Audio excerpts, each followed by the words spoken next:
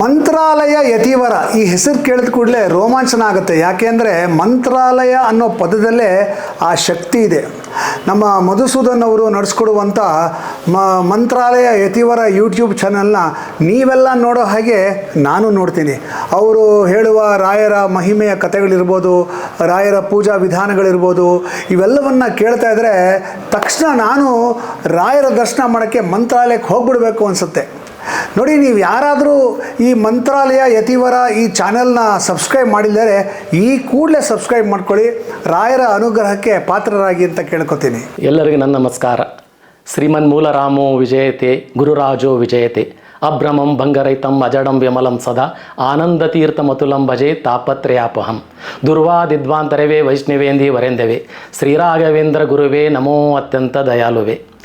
ನನ್ನ ಹೆಸರು ಮುರಳಿ ಬಲವಂತರಾವ್ ಮೋರಪ್ಪನವ್ರು. ನನ್ನ ಊರು ಹುಬ್ಬಳ್ಳಿ. ನಾನು ಒಂದು ಕಂಪನಿ ನಡೆಸ್ತೇನೆ, export company, Ambuja trading and transport company. Basically ಇದು ಐರನ್ನೋರ್ ಎಕ್ಸ್ಪೋರ್ಟ್ ಮಾಡೋ ಕಂಪನಿ. ನೀವು ಹೇಗೆ ಮಂತ್ರಾಲಯ ಯತಿವರ ನೋಡ್ತೀರೋ ಹಾಗೂ ನಾನು, ನಮ್ಮ ಮನೆಯವರೆಲ್ಲರೂ ಬಹಳ ಪ್ರೀತಿಯಿಂದ ಮಂತ್ರಾಲಯ ಯತಿವರ ನೋಡ್ತೇವೆ ಮತ್ತು ಭಾಳ ದಿನ ಎಲ್ಲ ಎಪಿಸೋಡ್ಸ್ಗಳನ್ನು ನಾನು ನೋಡ್ತಿರ್ತೇವೆ. ಅದಕ್ಕಾಗಿ ಇವತ್ತು ನಾನು ಬೆಂಗಳೂರಿಗೆ ನಮ್ಮ ಮನೆಯವರೆಲ್ಲರೂ ಕೂಡಿ ಮಧುಸೂದನ್ ಅವ್ರ ಮನೆಗೆ ಬಂದಿದ್ದೇವೆ. ಮಂತ್ರಾಲಯ ಯತಿವರ ಅವ್ರ ಮನೆಗೆ ಬಂದಿದ್ದೇವೆ. ಇಲ್ಲಿ ಬಂದಿದ್ದಕ್ಕೆ ಕಾರಣ ಏನು ವಿಷಯ ಅಂದರೆ ಇವತ್ತು ಹೇಳ್ತೇನೆ. 9/7/2023 ನಾನು ನನ್ನ ಹೆಂಡತಿ ಇಬ್ಬರೂ ಕೂಡಿಕೊಂಡು ಮಳಖೇಡಕ್ಕೆ ಹೋಗಿದ್ದೇವೆ. ಮಳಖೇಡ ಊಟ ಆಯಿತು, ಎಲ್ಲ ಆಯಿತು. ಮಧ್ಯಾಹ್ನದಾಗ 2-3 ಗಂಟೆಗೆ ನಾವು ಒಬ್ಬ ಕೂತಾಗ ಹಿಂದಿಂದ ನನಗೆ ಯಾರೋ ಮಾತಾಡಿಸಿದಂಗೆ ಆಯ್ತು. ಹಿಂದೆ ನೋಡಿದರೆ ಯಾರೂ ಇಲ್ಲ. ಏನು ಮಾಡಬೇಕು? ನನ್ನ ಬಗ್ಗೆ ನಿನಗೆ ತಿಳಿಲಿಕ್ಕೆ ಆಸಕ್ತಿ ಇಲ್ಲೇನು? ನನ್ನ ಬಗ್ಗೆ ಪುಸ್ತಕ ಬರೀ ನೀನು. ಪಿಸುಗುಟ್ಟ ದನಿವಲ್ಲಿ ಒಂದು 4-5 ಸಲ ಕಂಟಿನ್ಯೂ ಹಾಗೇ ಆಯಿತು. ಹಾಗೆ ಆದಮೇಲೆ ಇದು ಏನಪ್ಪ ಅಂಥೇಳಿ ಮೈಯೆಲ್ಲ ಜುಮ್ ಆಗಿ ನನ್ನ ಕೂದಲೆಲ್ಲ ಎದ್ದು ನಿಂತುಬಿಟ್ಟು ರೋಮಾಂಚನ ಮತ್ತು ಅಂಜಿಕೆ ಚಾಲು ಆಗಿಬಿಡ್ತಿದ್ದು. ಏನಾಯಿತು ನನ್ನ ಜೀವನದಲ್ಲಿ ಅಂಥೇಳಿ. ಆಮೇಲೆ ನನ್ನ ಮಿಸ್ಸಸ್ಸು ಅಲ್ಲಿ ಕೆಳಗೆ ಹೋಗಿದ್ಲು, ಬಂದ್ಲು. ಆಕೆಗೆಲ್ಲ ಹೇಳಿದೆ, ಯಾಕ್ರಿ ಇಷ್ಟು ಬೇವ್ತೀರಿ, ಏನಾಗಿದೆ ಅಂದ್ಕೊಳ್ಳೆ. ಇಲ್ಲ, ಯಾರು ನನಗೆ ಮಾತಾಡಿದಂಗೆ ಆಯ್ತು, ನನಗೆ ಎಕ್ದಮ್ ಅಂಜಿಕೆ ಬಂತು ಅಂಥೇಳಿ ಎಲ್ಲ ಅಂದ್ಕೊಳ್ಳಿ. ಆಕೆ ನೀರು ಕೊಟ್ಟಲು, ನೀರು ಕುಡಿದೆ, ಸಮಾಧಾನ ಮಾಡ್ಕೊಂಡು ಆಕೆಗೆಲ್ಲ ಹೇಳಿದೆ. ಹಿಂಗೆ ಯಾರೋ ನನಗೆ ಹಿಂದಿಂದ ಮಾತಾಡಿದರು, ಹೀಗೆಲ್ಲ ಮಾಡಂದರು, ಯಾರು ಇರ್ಬೋದು ಏನು ಗೊತ್ತಿಲ್ಲ ಅಂಥೇಳಿ. ಅಂದ ಕೂಡಲೇ ಇರಲಿ ಬರ್ರಿ ಅಂಥೇಳಿ ಸಂಜೆನ್ಯಾಗ ಟ್ರೈನ್ ಹಿಡ್ದು ನಾವು ಗುಲ್ಬರ್ಗಾದಿಂದ ಹುಬ್ಳಿಗೆ ಬಂದೇವಿ 10ನೇ ತಾರೀಕಿಗೆ. ಒಂದು 4-5 ದಿವಸ ಹಂಗೆ ಸುಮ್ಮ ಕೂತು ಬಿಟ್ಟೇವಿ. ನನಗೆ ಇದು ನನ್ನ ಕಡೆಯಿಂದ ಆಗ್ತದೋ ಇಲ್ಲೋ ಅಂಥೇಳಿ ಸಂಶಯ ಒಂದು ಚಾಲು ಆಯ್ತು. ಆಮೇಲೆ ಆದ್ರೆ ಆಗದ್ದಾಗಲಿ ಅಂಥೇಳಿ 14ನೇ ತಾರೀಕಿಗೆ ನಾನು ರಾಯರ ಪೂಜೆ ಅಷ್ಟೋತ್ತರ ಎಲ್ಲ ಮನೆಯಾಗ ಮಾಡಿ ಸುಮ್ಮ ಕೂತೇನಿ. ಕೈ ತಂತಾನೇ ಬರೀಲಿಕ್ಕೆ ಚಾಲು ಮಾಡಿಬಿಟ್ಟು, ಏನು ಬರೀಲಿಕ್ಕೆ ಚಾಲು ಮಾಡಿಬಿಟ್ಟು ರಾಯರ ಅನುಗ್ರಹ ಮಧ್ವಾಚಾರ್ಯರಿಂದ ಚಾಲು ಮಾಡಿಸ್ಬಿಟ್ರು. ಯತಿಗಳ ಪರಂಪರೆ, ರಾಯರ ವೈಭವ, ರಾಯರ ಬಾಲ್ಯ, ಸನ್ಯಾಸ ಸ್ವೀಕಾರ, ಮದುವೆ, ಸನ್ಯಾಸ ಸ್ವೀಕಾರ, ಎಲ್ಲ ಯತಿಗಳು ಇದು ಎಲ್ಲ ರೀತಿಯಿಂದ ಆಶೀರ್ವಾದ ಮಾಡಿ ಬರೀಲಿಕ್ಕೆ ಚಾಲು ಮಾಡಿದರು. 2025 ತನಕ ದಿನ ಒಂದು 4-5 ತಾಸು ಕೆಳಗೆ ಪಂಜೆ ಉಟ್ಕೊಂಡು ಕೂತು ಶ್ರದ್ಧಾಭಕ್ತಿಯಿಂದ ನನ್ನ ಕಡೆಯಿಂದ ಬರೆಸಿದರು ರಾಯರು. ಎಲ್ಲ ಬರೆದು 2025ಕ್ಕೆ ಈ ಪುಸ್ತಕ ಕರಡು ಪ್ರತಿ ರೆಡಿ ಆಯಿತು. ಕರಡು ಪ್ರತಿ ರೆಡಿ ಆದಮೇಲೆ ಈ ಪುಸ್ತಕಕ್ಕೆ ಹೆಸರು ಏನಿಡಬೇಕು? ನಾನಂತೂ ಪಂಡಿತ ಪಾಮರಲ್ಲ ಹೆಸರು ಇಡಲಿಕ್ಕೆ. ಏನು ಮಾಡಬೇಕು? ಒಂದಿನ ರಾತ್ರಿ ಮಲ್ಕೊಂಡಾಗ 3 ಗಂಟೆಗೆ ಧಡಕ್ಕನ ಎಚ್ಚರಾತು. ಎಚ್ಚರಾಗಿ ಬಂದ ನಾನು ಹಾಲ್ನ್ಯಾಗ ಕೂತ ಏನೋ ಬರೆದು ಮತ್ತೆ ಮಲ್ಕೊಂಡ್ಬಿಟ್ಟೆ. ಮುಂಜಾನೆ ಎದ್ದು ನನ್ನ ಹೆಂಡತಿಗೆ ಹೇಳಿದೆ, ನಾವು 3 ಗಂಟೆಗೆ ನನಗೇನೋ ಎಚ್ಚರಾಗಿ ರಾಯರನ್ನು ಹೇಳಿದರು, ಏನೋ ಬರದೇ ನೋಡಲ್ಲ ಅಂಥೇಳಿ. ಅಲ್ಲಿ ಹೊರಗೆ ಹೋಗಿ ಒಂದು ಪೇಪರ್ ಮೇಲೆ ನೋಡಿದ್ರೆ ರಾಯರ ವೈಭವ ಅಂಥೇಳಿ ರಾಯರು ತಮ್ಮ ಇದರಲ್ಲೇ ನನ್ನ ಕಡೆ ಬರೆಸಿಬಿಟ್ಟಿದ್ರು.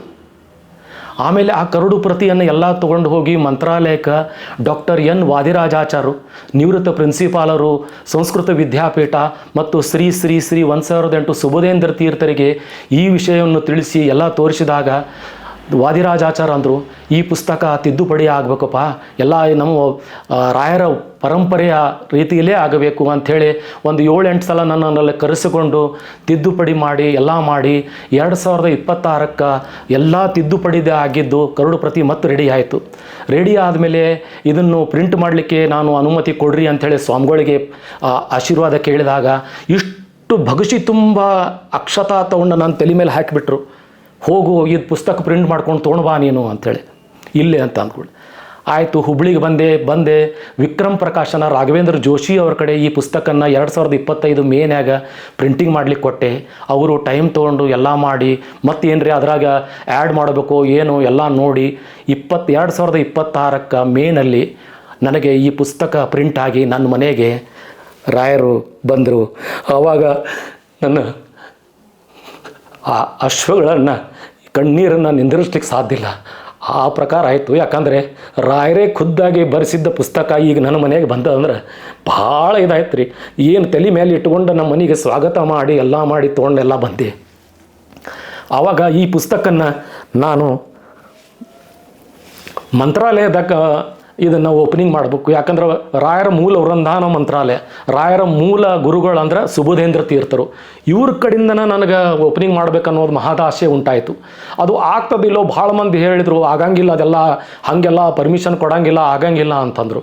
ಆದರೂ ಹಠ ಬಿಡಲಿಲ್ಲ. ಮತ್ತೊಂದು 2 ಸಲ ಹೋದೆ. ವಾದರಾಜಾಚಾರ್ಯಗೆ ರಿಕ್ವೆಸ್ಟ್ ಮಾಡಿಕೊಂಡೆ, ಸ್ವಾಮಿ ನನಗೆ ಈ ಪುಸ್ತಕ ನೀವು ಬರ್ಸಾರ, ನೀವು ಎಲ್ಲ ಮಾಡಿಸಿರಿ, ಮತ್ತು ಇದನ್ನು ಶ್ರೀ 1008 ಸುಬೋಧೇಂದ್ರ ತೀರ್ಥರ ಕಡೆಯಿಂದನ ಅಮೃತ ಹಸ್ತದಿಂದ ಓಪನ್ ಮಾಡ್ಬೇಕಂತೇಳಿ ಮಹಾಶಯ ಅದ, ನೀವು ಮಾಡಿಸ್ಕೊಡ್ಬೇಕು ಅಂತ ಅಂದ್ಕೊಳ್ಳಿ. ಮತ್ತೆ 2 ದಿವಸ ಇರು ನೀನು ಇಲ್ಲಿ ಇದ್ದ, ಸ್ವಾಮಿಗಳು ಊರಾಗಿಲ್ಲ, ಅವ್ರು ಬರ್ತಾರ ತೋಳೋಣ ಅಂಥೇಳಿ. 3ನೇ ದಿವಸ ಸ್ವಾಮಿಗಳು ಬಂದರು. ಸ್ವಾಮಿಗಳು ಬಂದ್ಕೊಳ್ಳಿ ರಾತ್ರಿ 9:30 ಸುಬೋಧೇಂದ್ರ ತೀರ್ಥರು, ಶ್ರೀ 1008 ಸುಬೋಧೇಂದ್ರ ತೀರ್ಥರು, ಈ ಡಾಕ್ಟರ್ ಎನ್ ವಾದಿರಾಜಾಚಾರ್ಯರು ನನ್ನ ಕರೆಸಿ ಆಮೇಲೆ ಈ ವಿಷಯ ತಿಳಿಸಿದಾಗ ಮತ್ತೆ ಅಕ್ಷತಾ ತೊಗೊಂಡ್ರು. ಇಷ್ಟು ಅಕ್ಷತಾ ತೊಗೊಂಡು ಭಗಶಿ ತೊಗೊಂಡು ತಲೆ ಮೇಲೆ ಹಾಕಿದರು. ವಾದಿರಾಜಾಚಾರ್ಯ ಹೇಳಿದರು, ಇವಂಗ 29 ಮೇ 2026 ಇವಂಗೆ ಡೇಟ್ ಕೊಡ್ರಿ, ಇವ್ ಬರಲಿ, ವಿಜೃಂಭಣೆಯಿಂದ ಇವನು ಪುಸ್ತಕ ಮಾಡೋಣ ಅಂತ ನಾನು ನೋಡೇನಿ ಅಂತ ಅಂದ್ಕೊಳ್ಳಿ. ವಾದಿರಾಜಾಚಾರ್ಯ ಅಂದ್ರೆ ಇಲ್ರಿ, ಹುಡುಗ ಭಾಳ ಕಷ್ಟಪಟ್ಟಾನ, ನಮ್ಮ ಮಠದ ಹುಡುಗ ಇದ್ದಾನ, ಮುದ್ರಾ ಶಿಷ್ಯ ಇದ್ದಾನ, ಇವಂಗೆ ನೀವು ಆಶೀರ್ವಾದ ಮಾಡಬೇಕು ಅಂದ್ಕೊಳ್ಳಿ. ಎಲ್ಲ ಒಳ್ಳೇದಾಗಲಿ ಅಂತ ಹೋಗಬಾ ಅಂಥೇಳಿ ಅಂದ್ಕೊಳ್ಳಿ ಬಂದೆ ಹುಬ್ಳಿಗೆ. ಆಮೇಲೆ ಎಲ್ಲ ತಯಾರಿ ಮಾಡಿಕೊಂಡೆ. ಅದು ಪುಸ್ತಕ ಮತ್ತೇನೇನು ಮಾಡ್ಕೋಬೇಕು ಸರಂಜಾಮಿ ಎಲ್ಲ ಮಾಡಿಕೊಂಡು 28 ಮೇಕ್ಕೆ ಬೆಳಗ್ಗೆ ಹೋಗಿ ಮುಟ್ಟಿ 28ನೇ ತಾರೀಕಿಗೆ ನನ್ನ ಮನಸ್ಸಿನಲ್ಲಿ ಇದ್ದಂಗೆ ನನಗೆ ರಾಯರ ಸೇವಾ ಮಾಡಬೇಕು, ಆಮೇಲೆ ರಾಯರ ರಥೋತ್ಸವ ಮಾಡಿಸ್ಬೇಕನ್ನೋದು ಭಾಳ ಇತ್ತು. ಸಂಜೆನಾಗ ರಥೋತ್ಸವ ಮಾಡಿದೆ. 29ನೇ ತಾರೀಕಿಗೆ ಬೆಳಗ್ಗೆ 10:00 ನಮಗೆ ಸಮಯ ನಿಗದಿಪಡಿಸಿತು. ಆಗ ಸುಬೋಧೇಂದ್ರ ತೀರ್ಥರು ತಮ್ಮ ಬಿಡುವಿಲ್ಲದ ವೇಳೆಯಲ್ಲಿಯೂ ಆ ದಿವಸ ಅವ್ರು ಹುಬ್ಳಿಗೆ ಹೋಗಬೇಕು, ಹುಬ್ಳಿಯಲ್ಲಿ ದೊಡ್ಡ ಕಾರ್ಯಕ್ರಮ, ಅದನ್ನು ಎಲ್ಲ ಬದಿಗೊತ್ತಿ ನನ್ನ ಸಲುವಾಗಿ ನಮ್ಮ ಮಟ್ಟದ ಹುಡುಗ ಬರ್ದಾನ ಅಂತೇಳಿ ಕೂತು ಬಹಳ ವಿಜೃಂಭಣೆಯಿಂದ ನನ್ನ ಪುಸ್ತಕ ಅಲ್ಲಿ ಬಿಡುಗಡೆ ಆಯಿತು. ಬಿಡುಗಡೆ ಆಗಿ ಸ್ವಾಮಿಗಳು ಈ ಪುಸ್ತಕ ನೋಡಿ ಇದ್ರದ್ದು ಪ್ರಿಂಟಿಂಗ್ ಆಯ್ತು, ಇದ್ರದ್ದು ಪೇಜ್ ಆಯ್ತು, ಇದ್ರ ಒಳಗಿದ್ದಿದ್ದು ಎಲ್ಲ ಆಯ್ತು ನೋಡಿ ಬಹಳ ಖುಷಿ ಪಟ್ಟರು. ಆಮೇಲೆ ಸ್ವಾಮಿಗಳಿಗೆ ಹೇಳಿದೆ, ಸ್ವಾಮೀಜಿ ಇದರಲ್ಲಿ ಒಂದು QR ಕೋಡ್ ಅಂಥೇಳಿ ಎಲ್ಲ ಸ್ವಾಮಿಗಳು ಬಾಜುಕ್ಕೆ ಒಂದೊಂದು QR ಕೋಡ್ ಅಳವಡಿಸೇನೆ. ಇದನ್ನು ಬರೀ ಫೋಟೋ ಕ್ಯಾಮರಾದಿಂದ ಅಳವಡಿಸಿದ್ರೆ ನೀವು ಸ್ಕ್ಯಾನ್ ಮಾಡಿದರೆ ಸಾಕು, ಈ ಯತಿಗಳ ವೃಂದಾವನ ಎಲ್ಲಿ ಅದ ಅಂಥೇಳಿ GPS ನಿಮ್ಮನ್ನು ಅಲ್ಲೇ ಕರ್ಕೊಂಡು ಹೋಗ್ತದೆ. ಮತ್ತು ಅಲ್ಲಿ ವೃಂದಾವನ ಕಡೆ ಈಗಿರೋ ಆಚಾರ್ಯ ಯಾರಿದ್ದಾರೆ, ಅವ್ರದ್ದು ಇಮೇಲ್ ID ಏನು, ಅವ್ರ ಫೋನ್ ನಂಬರ್ ಏನು, ಇವೆಲ್ಲ ನಿಮಗೆ ತಿಳಿದ್ರೆ ನಾಳೆ ನೀವು ಅಲ್ಲಿ ಹೋಗ್ಬೇಕಾದ್ರೆ ನಿಮ್ಮ ಹಸ್ತೋದಕ ನೀವು ಏನರೇ ಮಾಡಿಸ್ತಿದ್ರೆ ನಿಮ್ಗೆ ಹೆಲ್ಪ್ ಆಗಲಿ ಅನ್ನೋ ಕಾರಣಕ್ಕೆ ರಾಯರನ್ನ ಇದನ್ನ ಮಾಡಿಸಿದ್ರು ಅಂಥೇಳಿ ನಾನು ಸ್ವಾಮಿಗಳಿಗೆ ಹೇಳಿದೆ. ಸ್ವಾಮಿಗಳಂತೂ ಭಾಳ ಇದು ಮಾಡಿದರು. ಇದನ್ನ ನಾನು ಎಲ್ಲಿ ಹೋಗುವುದಲ್ಲಿ ಇದನ್ನೆಲ್ಲ ಓದಿ ನಿನ್ನ ಮತ್ತೆ ಕರೆಸ್ತೇನೆ, ಮಂತ್ರಾಲಯ ಕರೆಸಿ ನಿನಗೆ ದೊಡ್ಡ ಜವಾಬ್ದಾರಿ ಕೊಡ್ತೇನೆ ಮಠದಿಂದ, ನಿನಗೆ ಮತ್ತೆ ಪುಸ್ತಕ ಮಾಡಿಸ್ತೇನೆ ನಿನ್ನ ಕಡೆಯಿಂದ ಭಾಳ ಅಂಥೇಳಿ ಇದನ್ನಂದರು. ಆವಾಗ ಅಲ್ಲಿ ಮುಂದೆ ಕೂತಿದ್ದೆ, ಅರ್ಧ ತಾಸು ನನ್ನ ಕಣ್ಣಿಂದ ನೀರು ಕೆಳಗೆ ಇಳಿಲಿಲ್ಲ. ಅಷ್ಟು ಅಶ್ರುಗಳು, ಅದು ಸುಖದ ಅಶ್ರುಗಳು ತಂತಾನೇ ಕಂಟಿನ್ಯೂ ಬರ್ಲಿಕ್ಕೆ ಸ್ಟಾರ್ಟ್ ಆಯ್ತು. ಬಾ ಇಲ್ಲಿ ಅಂಥೇಳಿ ಮಾಡಿ ಕೈಯಾಗ ನನಗೆ ಪುಸ್ತಕ ಕೊಟ್ಟರು. ಆ ಪುಸ್ತಕ ಮೇಲೆ ಬರೆದ್ರು, ಇದು ನನಗೆ ಅಂಥೇಳಿ ಬರೆದ್ರು. ಆ ಪುಸ್ತಕ ನಾನು ದೇವ್ರ ಮನೆಯಾಗ ಪರಿಮಳ ಗ್ರಂಥದ ಕೆಳಗಿಟ್ಟೇನೆ. ಅದು ಕೆಳಗಿಟ್ಟು ದಿನಾ ಮಂಗಳಾರತಿ ಮಾಡ್ತೇನೆ. ಅದಕ್ಕೆ ಮಂತ್ರಾಲಯ ಯತಿವರ ಈ ಚಾನಲ್ಗೆ ನಾನು ಬಂದಿದ್ದು ಭಾಳ ಖುಷಿ ಆಗ್ತದೆ. ನನ್ನ ಇದ್ರದ್ದು ಪುಸ್ತಕದ ಉದ್ದೇಶ ಅಂದ್ರೆ ಈ ಪುಸ್ತಕ ರಾಯರು ನನ್ನ ಕಡೆಯಿಂದ ಬರ್ಸಾರ.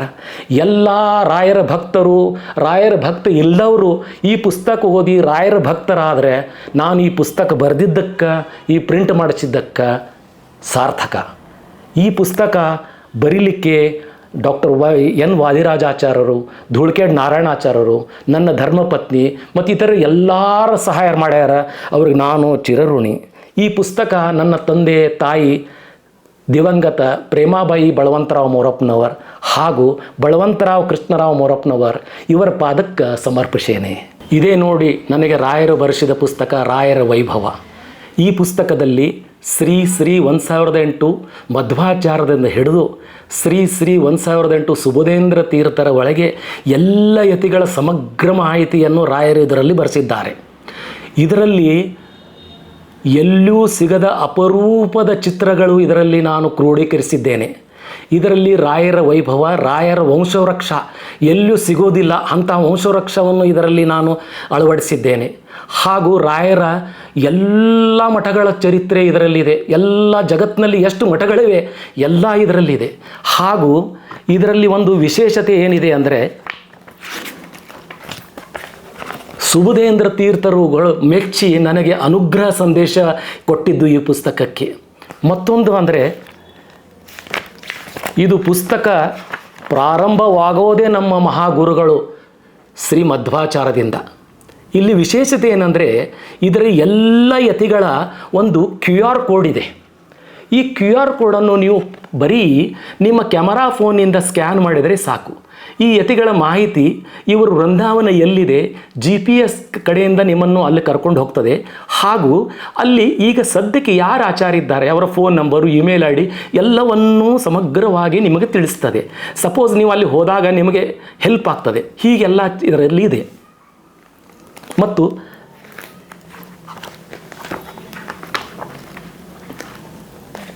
ರಾಯರ ಬರೆದಿದ್ದು ಅಷ್ಟೋತ್ತರ ಅನ್ರಿ, ಗುರುಗುಣ ಸ್ತವನ ಅನ್ರಿ, ಇದ್ರ ಎಲ್ಲರದು ಕನ್ನಡ ಅನುವಾದ ಸಿಕ್ಕಿದೆ ನನಗೆ. ಅದೆಲ್ಲ ಇದರಲ್ಲಿ ಕ್ರೋಢೀಕರಿಸಿದ್ದೇನೆ. ಇದು ಬಹಳ ಉಪಯೋಗ ಎಲ್ಲರಿಗೂ ಆಗ್ತದೆ ಅಂಥೇಳಿ ನನ್ನ ಅಂದಾಜು ಇದೆ. ಅದಕ್ಕೆ ನಾನು ಏನು ಹೇಳೋದಂದರೆ, ಈ ರಾಯರ ವೈಭವ ಪುಸ್ತಕ ನಿಮ್ಮ ಮನೆಗೆ ಬಂದರೆ ಶಾಂತಿ, ಐಶ್ವರ್ಯ, ಆರೋಗ್ಯ ಹಾಗೂ ಸ್ವತಃ ರಾಯರೇ ನಿಮ್ಮ ಮನೆ ಬಂದಂಗೆ ಆಗ್ತದೆ.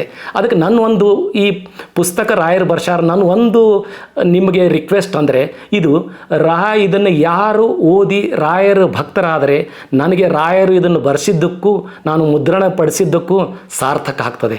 ಅದಕ್ಕೆ ದಯಮಾಡಿ ಎಲ್ಲರೂ ಈ ಪುಸ್ತಕ ತರಿಸಿಕೊಂಡು ಓದ್ರಿ, ಪುನೀತರಾಗರಿ.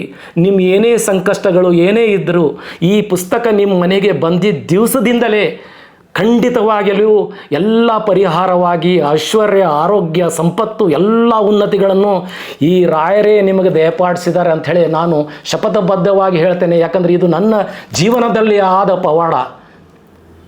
ಯಾಕಂದರೆ ನಾನು ಪಂಡಿತ ಅಲ್ಲ, ಏನೂ ಅಲ್ಲ. ಆದರೂ ರಾಯರು 468 ಪೇಜಿಸಿದ್ದ ಸಮಗ್ರ ಪುಸ್ತಕವನ್ನು ನನ್ನಿಂದ ಬರೆಸಿದ್ದಾರಂದರೆ ಇದು ಮಹತ್ ಕಾರ್ಯವನ್ನೇ ನನ್ನಿಂದ ಮಾಡಿಸಿದ್ದಾರೆ.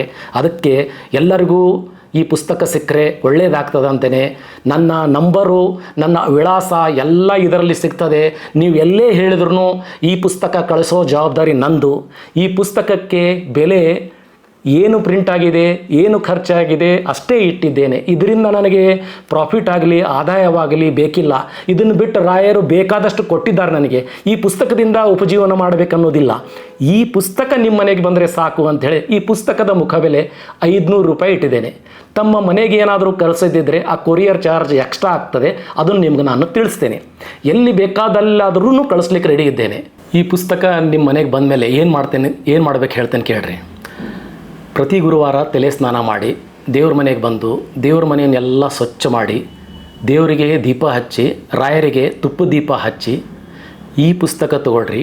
ಈ ಪುಸ್ತಕ ತೊಗೊಂಡು ಭಕ್ತಿಯಿಂದ ಕೈ ಮುಗಿದು ನಮಸ್ಕಾರ ಮಾಡಿ ಈ ಪುಸ್ತಕ ಓದಲು ಶುರು ಮಾಡಿರಿ. ನಿಮಗೆ ಎಷ್ಟಾಗ್ತದೆ 2 ಪುಟ 4 ಪುಟ ನಿಮಗೆ ಎಷ್ಟಾಗ್ತದೆ ಅಷ್ಟು ಪುಸ್ತಕ ಇದನ್ನು ಓದಿ ಮತ್ತು ನಮಸ್ಕಾರ ಮಾಡಿ ರಾಯರ ಫೋಟೋದ ಮುಂದಿಟ್ಟು ಒಂದು ತುಳಸಿ ದಳ ಇಟ್ಟು ನಮಸ್ಕಾರ ಮಾಡಿರಿ. ಒಂದು ಮಂಗಳಾರತಿ ಮಾಡಿರಿ, ಇಲ್ಲಾಂದರೆ ಬರೀ ನಮಸ್ಕಾರ ಮಾಡಿರಿ, ಬೇಡ್ಕೋರಿ. ಆ ಬೇಡ್ಕೊಂತಿಂದ ರಾಯರು ನಿಮಗೆ ಇಷ್ಟು ಅನುಗ್ರಹ ಮಾಡ್ತಾರಂದರೆ ನಿಮ್ಮದು ಏನು ತೊಂದರೆಗದೆ ಎಲ್ಲ ತೊಂದರೆಗಳನ್ನು ದೂರ ಮಾಡಿ ನಿಮ್ಮ ಅಜ್ಞಾನವೆಲ್ಲ ದೂರ ಮಾಡಿ ಒಳ್ಳೆಯ ಜ್ಞಾನವನ್ನು ಕೊಡ್ತಾರೆ ರಾಯರು. ಮಂತ್ರಾಲಯ ಯತಿವರ ಯೂಟ್ಯೂಬ್ ಚಾನಲ್ನಲ್ಲಿ ಮಧುಸೂದನ್ ಗುರುಗಳು ಲಕ್ಷ್ಮಿಯನ್ನು ಹುಡುಗಿಯ ಒಂದು ಕತೆ ಹೇಳಿದರು, ರಾಯರ ಭಕ್ತಿಯ ಕತೆ ಹೇಳಿದರು. ಅದನ್ನು ಕೇಳಿ ನನಗೆ ಕಣ್ಣಲ್ಲಿ ನೀರು ಬಂತು.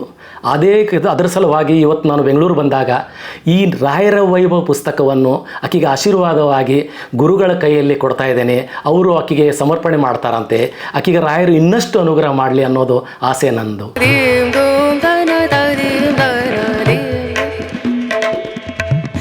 ಸರಿ ಗಮ ಮಮ ಗರಿ ಗಮ ಪದ ನಿ ಸರಿ ಧನಿ ಧನಿ ಧ ಸರಿ ಧನಿ ಸರಿ ಗರಿ ಸನಿ ರೆ ಸನಿ ಧನಿ ಸರಿ ಗಮ ಮಮ ಗರಿ ಧನಿ ರೆ ಸರಿ